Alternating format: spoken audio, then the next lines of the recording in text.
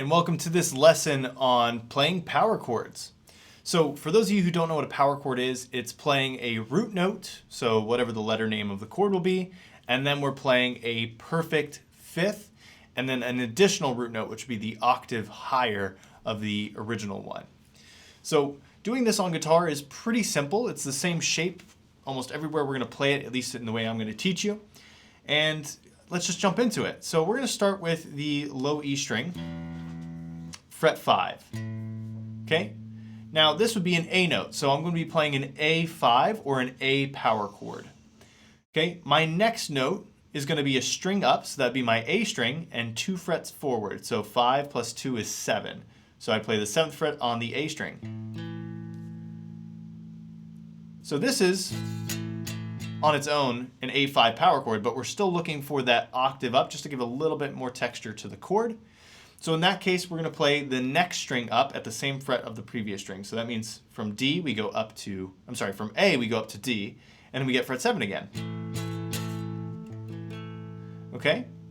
Now with my right hand, I want to make sure that I'm picking just those 3 strings. But just in case I'm like a little bit crazy, I'm getting into the song and I'm going into it like that, we can do something by muting the strings. All I'm doing is I'm taking my index finger, and the string that I'm pressing on, E, is fine, but then it's lightly touching the rest of the strings.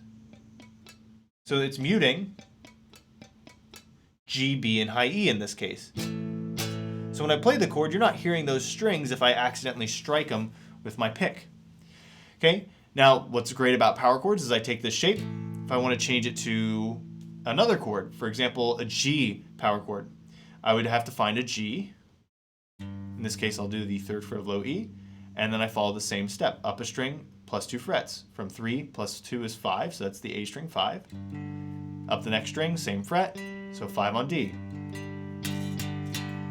Okay? Now this will work on the E, A, and D string, or the A, D, and G string. So right here I'm playing the 5th fret of A, which is a D note. I'm playing the 7th fret of D and the 7th fret of G. And that would give me a D power chord. Now the only difference here is when I'm muting with my index finger now, it's only muting B and high E because I'm pressing on G with my pinky. But my index finger is lightly touching the low E as well.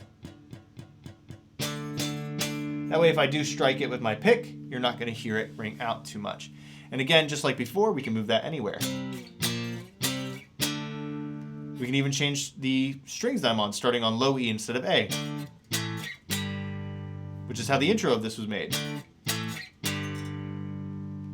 So that simple trick can let you play so many different genres of music, because a lot of people like to keep their music a little bit more simple, especially if they're performers who are doing long sets on stage. So they'll tend to gravitate towards at least a couple of their songs having technique like this because it's easier to keep track of and play with. All right, so I hope this video on power chords taught you what you were looking for to learn that new song. I hope you enjoyed the lesson, and I will see you next time.